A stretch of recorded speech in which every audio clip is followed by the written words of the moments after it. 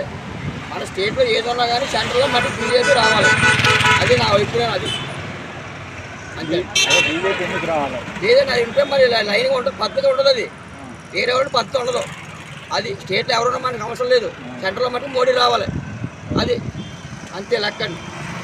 एक बार फिर प्रधानमंत्री आना बोल के सबको है और 140 करोड़ जनाब भी वही चाह रहे हैं, समझे आप लोग भी वही समझो। ये कांग्रेस ये बिहार ये सब बेकार है। जो फिर मोदी है ना वही अपने को रक्षा करने वाले पिता है और भाई है, सबका बड़ा भाई पिता उन्होंने मोदी साहब। उन लोग फिर हाना बोल के सबको हिम्मत है। 140 करोड़ लोगों को हिम्मत है। हर एक काम जो मोदी बोले तो करते ना, फिर ये भी वैसे कर रहा। तो बात करो। हाँ, हर एक काम मोदी साहब बोलते हैं काम करते हैं।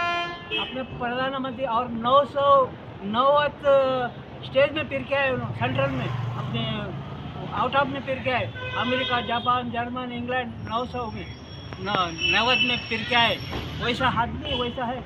अपने कश्मीर भी अच्छा करे और हर एक चीज़ उन्होंने अच्छा कर रहे। उनको परिवार नहीं है, परिवार पूरा अपना नहीं है।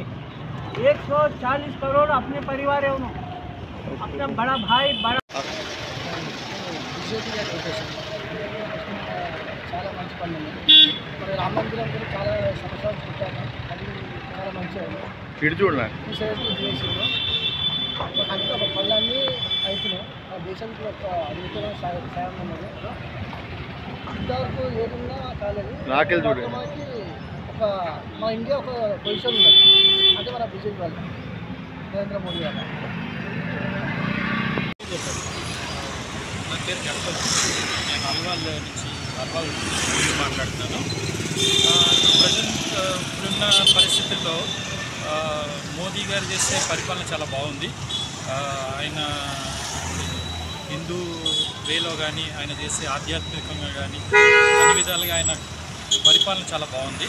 సో బెటర్ నెక్స్ట్ టైం కూడా ఆయన వస్తే బాగుంటుందని నా ఒపీనియన్.